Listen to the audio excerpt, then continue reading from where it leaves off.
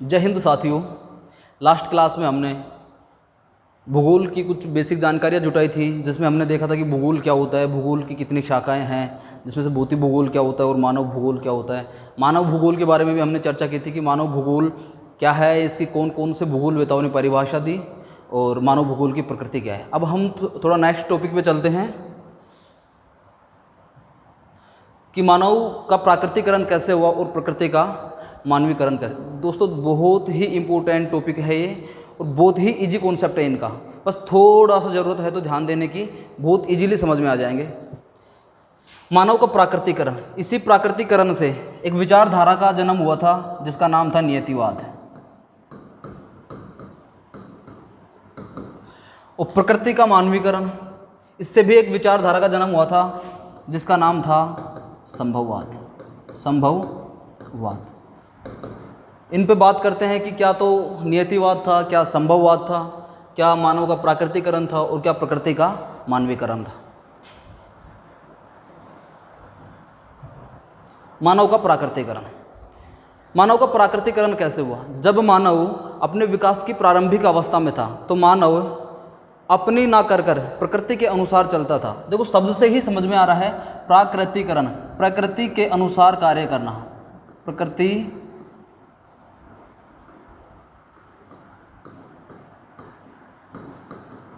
के अनुसार ढल जाना। प्रकृति के अनुसार ढल जाना किसका? मानव का। मानव का, मानव का प्रकृति के अनुसार ढल जाना क्या क्या कहलाया? मानव का प्राकृतिकरण। तो एक बात बताओ आप, जो जिसके अनुसार ढल जाएगा इसका मतलब वो उसका कहा मानेगा। तो मानव किसके अनुसार ढल गया? प्रकृति के अनुसार। इसलिए मानव ने स्वयं को प्रकृति का क्या समझ लिया? दास। मानव प्रकृति का दास। किसके अनुसार? प्राकृतिकरण के अनुसार। मानव के प्राकृतिकरण के अनुसार मानव प्रकृति का क्या था? दास। और जब कोई दास होता है मतलब क्या? गुलाम होता है, तो वो उस पर किसका नियंत्रण होता है? उसके आका का, तो मतलब उसके मालिक का। तो मानव क्या हो गया? प्रकृति का दास था, तो इस पर पूर्ण नियंत्रण किसका? प्रकृति का। तो मानव पर प्रकृति का पूर्ण नियंत्रण। मानव पर प्रकृति का क्या था? पूर्ण नियंत्रण था। जब हम किसी के गुलाम बनते हैं तो कैसे बनते हैं? जब हमारा देश अंग्रेज़ों का गुलाम था तो कैसे था? क्योंकि मनुष्य के पास या मानव के पास इतना नॉलेज नहीं था, इसीलिए तो हम किसी के गुलाम बन के रह सकते। जब जब इंसान के पास नॉलेज आता है तो उसकी सोचने समझने की कैपेसिटी क्या हो जाती है? ज़्यादा हो जाती है। तो फिर उसे कौन गुलाम बना सकता है? तो गुलाम क्यों बना? क्योंकि इसके पास ज्ञान का क्या था? अभाव। तो तकनीकी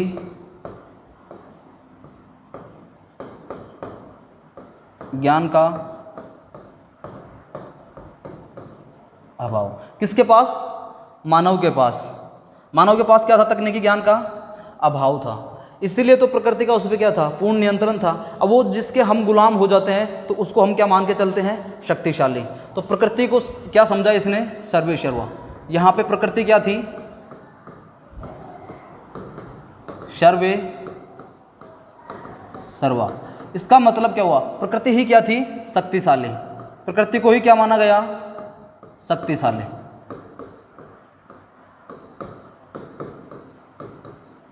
और जो शक्तिशाली होता है उसकी हम क्या करते हैं? पूजा करते हैं, उससे डरते हैं। तो मनुष्य प्रकृति से डरता था,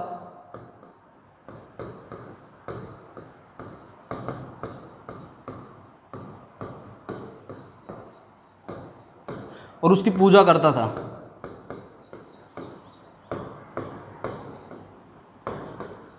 और प्रकृति को क्या रखता था? संरक्षित।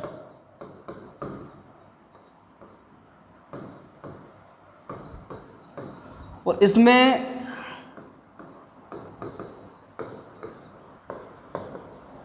मानव को क्या माना गया? जब मानव का प्राकृतिकरण था इसमें मानव को क्या माना गया? निष्क्रिय। मतलब मानव क्या था? निष्क्रिय।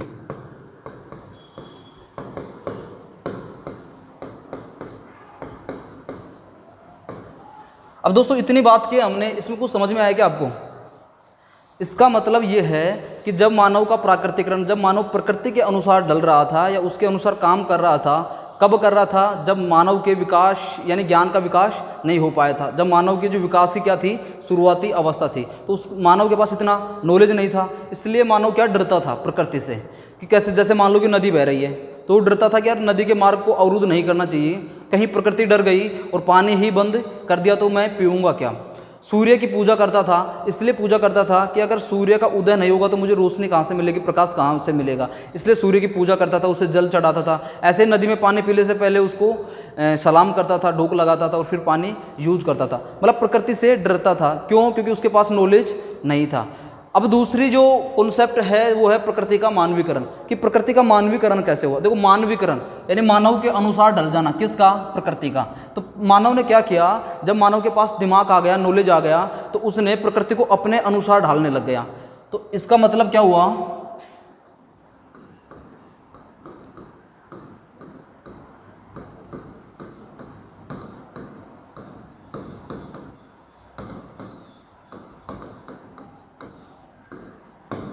प्रकृति को अपने अनुसार ढालने लगा। कौन? मानव। तभी तो इस कौन सा ये टॉपिक क्या कहना चाह रहा है कि प्रकृति का मानवीकरण, यानी प्रकृति का मानवीकरण, मानव के अनुसार क्या होना, ढल जाना। तो प्रकृति को मानव ने अपने अनुसार क्या कर दिया, ढाल दिया। तो इस चीज जो ये जो विचारधारा है, ये इससे जस्ट अपोजिट विचारधारा है। वहाँ पे मानव प्रकृति की मान के चल रहा था, यहाँ पे खुद प्रकृति का क्या बना बैठा है, स्वामी। वहाँ पे प्रकृति का क्या था, दास। तो यहाँ पे प्रकृति का क्या हो जाएगा, स्वामी।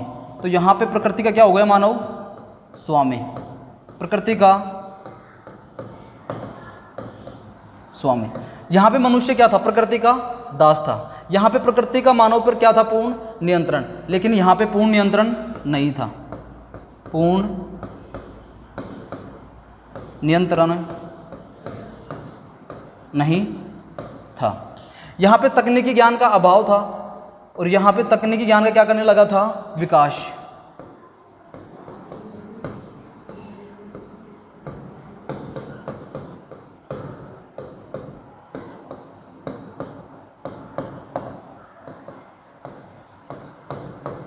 होने लगा था, तकनीकी ज्ञान का विकास होने लगा था। जब मनुष्य के पास नॉलेज होगा तो वो किसी का नियंत्रण नहीं मानेगा और स्वयं अपने आप को क्या मानने लगेगा, स्वामी।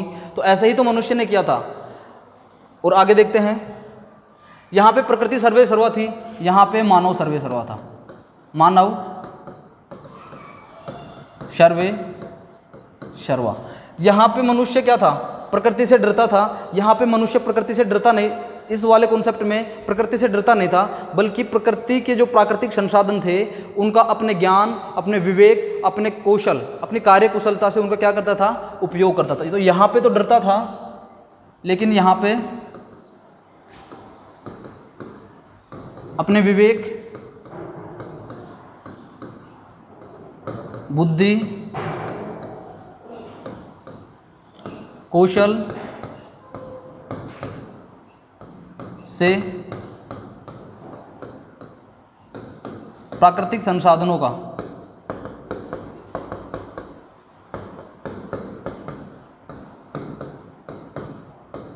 विकास करता था। कैसे? अपने विवेक से। क्यों? क्योंकि यहाँ पे मानव प्रकृति के साथ क्या करने लगा था, उस पर कार्य करने लगा था, उस पर विजय प्राप्त करने की सोचने लगा था। तो दोस्तों, उसने अपने विवेक, अपनी बुद्धि, अपने कौशल से जो प्राकृतिक संसाधन थे, जैसे नदी हुई, पहाड़ हुआ या और सारी चीज़ें हुई। इसको इधर देखते हैं अपन, कैसे कि जैसे नदी थी, पहाड़ था, आकाश। जब मानव की प्राकृतिकरण की अवस्था थी,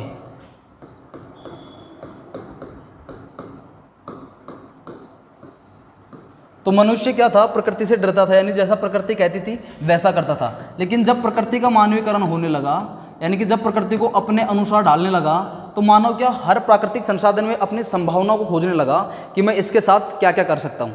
तो दोस्तों इसको इधर ध्यान से समझना कि जब पहले प्राकृतिकरण में प्रकृति से डरता था, तो जैसे मान लो कि नदी बह रही है तो नदी को वो अवरुद्ध नहीं करता था, पानी पीने से पहले भी नदी को सलाम करता था कि कहीं पानी या जल महाराज नाराज ना हो जाएं वरना बहना ही छोड़ देंगे। लेकिन इस वाले विचारधारा में इसने क्या किया कि नहीं, नदी है तो नदी पे उसने संभावनाएं जताना शुरू कर दी कि मैं क्या क्या कर सकता हूँ। जैसे उसने नदी पे क्या बना दिया, बांध बना दिया, नहरें निकाल दी और बांधों पे विद्युत उत्पादन करने लगा, विद्युत उत्पादन करने लगा। पहाड़ था, पहाड़ से रास्ता निकालने लगा, पहाड़ में सुरंग बनाने लगा और दोहन करने लगा, पहाड़ से खनन करने लगा। आकाश था, आकाश यानी अंतरिक्ष में अपने स्पेस स्टेशन डाल दिए और सैटेलाइट भेजना स्टार्ट कर दी, सैटेलाइट यानी कि उपग्रह भेजना क्या कर दिया, स्टार्ट कर दिया। तो यहाँ पे मनुष्य क्या कर रहा था, प्रकृति के अनुसार चल रहा था। लेकिन यहाँ पे मानवीकरण में मनुष्य ने क्या किया, जो प्राकृतिक संसाधन थे उनका उपयोग करके और उनसे संभावनाएं बनाने लग गया कि क्या क्या कार्य कर सकता है। तो मैं समझता हूँ जहाँ तक ये कॉन्सेप्ट आपको समझ में आ गया होगा। एक तरफ मनुष्य प्राकृतिकरण में प्रकृति से डरता है, जैसा प्रकृति चाहती है वैसा करता है। लेकिन जब मानवीकरण, तो प्रकृति की जो संभावनाएं थे उनसे फ़ायदा उठाता है, अवसर ढूंढता है कि मैं इसमें से क्या क्या कर सकता हूँ। अगर दोस्तों और भी इजी कॉन्सेप्ट से समझना है आपको तो मैं आपको एक कहानी के माध्यम से समझाता हूँ। तो कोई छोटा बच्चा होता है, जब वो छोटा बच्चा घर पे खाना नहीं खाता या रात को टाइम से सोता नहीं है तो अपन क्या करते हैं कि बेटा सो जाओ वरना बिल्ली आ जाएगी, बेटा सो जाओ वरना बिल्ली आ जाएगी।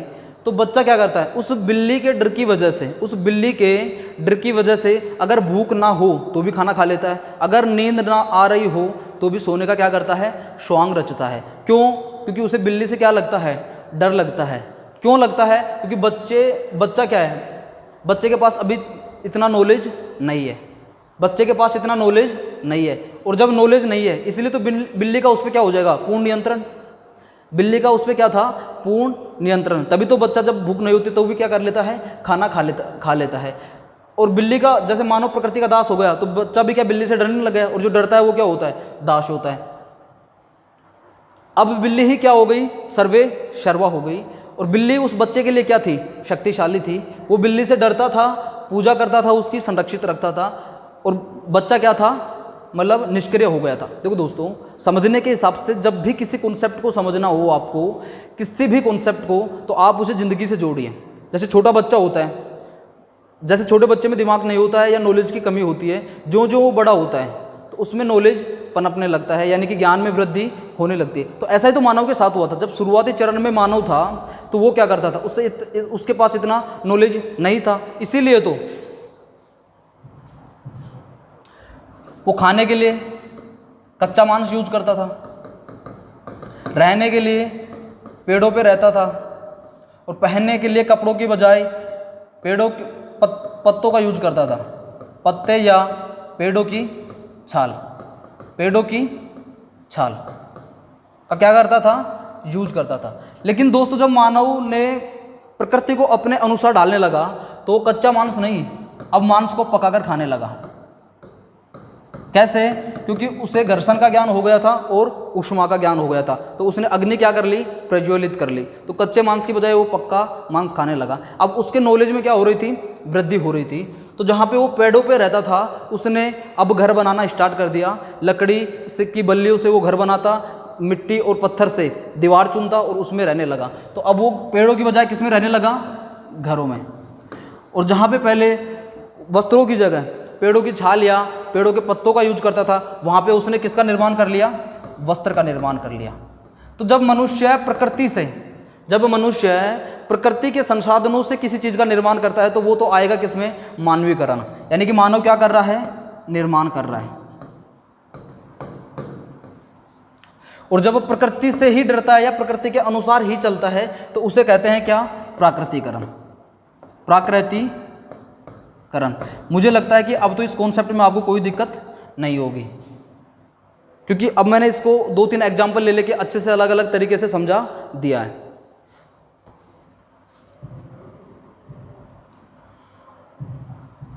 अब दोस्तों बात करते हैं मानव के प्राकृतिकरण। जब मनुष्य का प्राकृतिकरण, जब प्रकृति के अनुसार मनुष्य ढल रहा था तो उससे एक विचारधारा का जन्म हुआ जिसे कहते हैं हम नियतिवाद। कौन सी विचारधारा? नियतिवाद।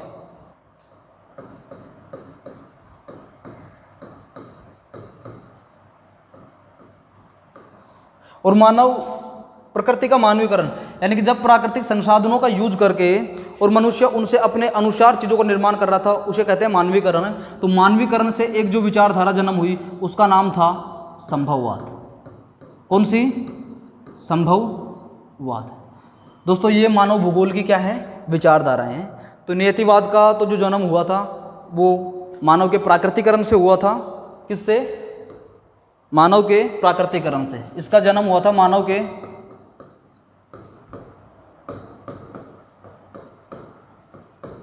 प्राकृतिकरण से।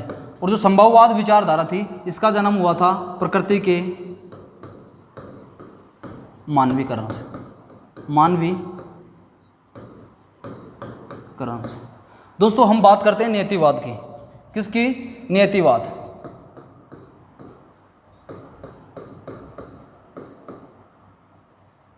क्या है नियतिवाद? नियतिवाद को ही कहते हैं निश्चयवाद। निश्चयवाद। इसी को कहते हैं पर्यावरण निश्चयवाद। पर्यावरण निश्चयवाद। निश्चयवाद, पर्यावरण निश्चयवाद। तो नियतिवाद क्या थी? दोस्तों अगर आपने चंद्रगुप्त मौर्य सीरियल देखा हो तो चाणक्य बार बार एक बात बोलता है कि जैसा नियति चाहती है वैसा ही होगा। जब चंद्रगुप्त मौर्य अपनी माँ से मिलने के लिए गानानंद की जेल में चोरी छुपे जाता है तो अपनी माँ से मिल नहीं पाता है। जब वो आके अपने गुरु यानी कि चाणक्य को बताता है कि मैं अपनी माँ से मिल भी नहीं पाया, तो वो कहता है कि शायद नियति यही चाहती है। तो ये नियति क्या है? ये नियति ही तो प्रकृति है। क्यों? क्योंकि वो प्राचीन समय की बात है और उस टाइम पे सर्वेसर्वा कौन थी? प्रकृति। मनुष्य किसके अनुसार चलता था? प्रकृति के अनुसार। तो जो बार बार चाणक्य नियति का यूज करते थे वो नियति ही तो क्या थी? प्रकृति। प्रकृति का मतलब क्या? पर्यावरण। तो इसीलिए इसको क्या कहा गया? पर्यावरण निश्चयवाद। और इसी को क्या कहते हैं? निश्चयवाद। तो नियतिवाद आ जाए, भले ही निश्चयवाद आ जाए या पर्यावरण निश्चयवाद, क्या कहेंगे इसको? नियतिवाद। नियतिवाद की विशेषताएं क्या क्या थी? नियतिवाद का जन्म कहाँ से हुआ? इसका प्रवर्तक कौन था? और इसकी विशेषताएं क्या थी? तो दोस्तों विशेषताएं तो इसकी वही हैं जो कि मानव का प्राकृतिकरण, यानी कि जब मनुष्य प्रकृति से डरकर जो कार्य करता था, जब प्राकृतिकरण की अवस्था में जो जो कार्य किए वो सारे कार्य किस में आ जाएंगे? नियतिवाद में। तो अपन देखते हैं नियतिवाद। तो नियतिवाद का जो जन्म हुआ था वो जर्मनी से हुआ था। इसलिए ये जो विचारधारा है वो कौन सी विचारधारा हो गई? जर्मन विचारधारा। कौन सी विचारधारा है ये? जर्मन विचारधारा। और इसके प्रवर्तक कौन थे? तो इसके प्रवर्तक थे जर्मनी के भूगोलवेता फ्रेडरिक रेडजल। फ्रेडरिक रेडजल। रेडजल के नाम से कुछ याद आ रहा होगा आपको कि मानव भूगोल का पिता भी कौन था? फ्रेडरिक रेडजल। और इन्होंने एक पुस्तक लिखी थी जिसका नाम था एंथ्रोपोजोग्राफिया। तो इसके प्रवर्तक भी, नियतिवाद के प्रवर्तक भी कौन थे? रेडजल। इसकी विशेषताएं क्या क्या हैं?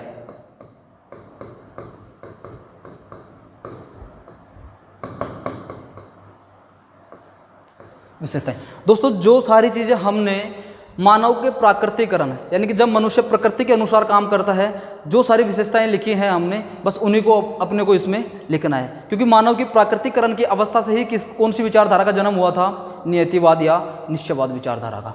तो अपन लिखते हैं इसमें, इस विचारधारा में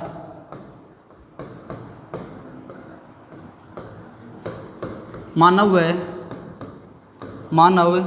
व प्रकृति के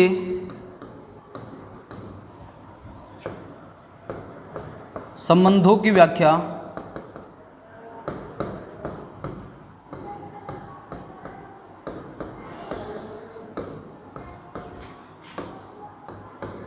प्रकृति को शक्तिशाली मानकर की गई है। शक्तिशाली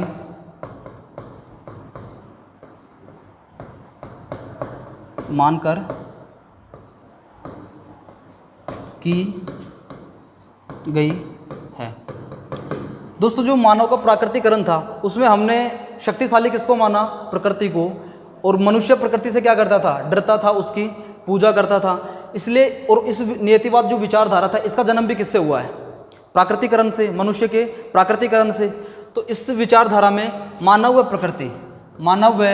प्रकृति के संबंधों की व्याख्या, मतलब मानव और प्रकृति के जो संबंध थे उनकी व्याख्या प्रकृति को, किसको? प्रकृति को शक्तिशाली मानकर की गई है। किस प्रकृति ही क्या थी? शक्तिशाली थी। मानव तो एक निष्क्रिय अभिकर्ता था जो कार्य नहीं करता था। इसकी सेकंड विशेषता क्या हो जाएगी?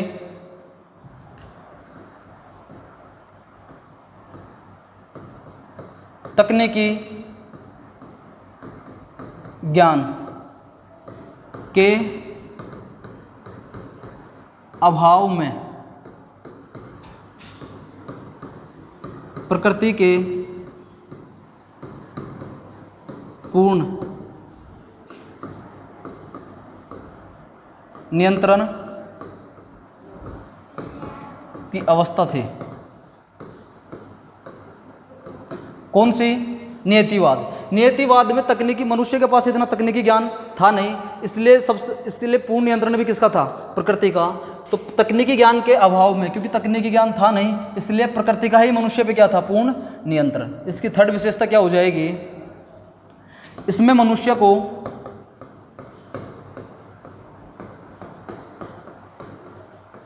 मानव को निष्क्रिय अभिकर्ता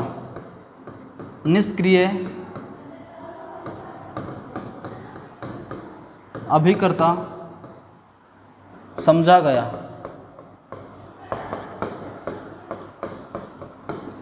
तथा उसके, किसके? मानव के, तथा उसके सभी कार्यों तथा विचारों पर पर्यावरण के भौतिक तत्वों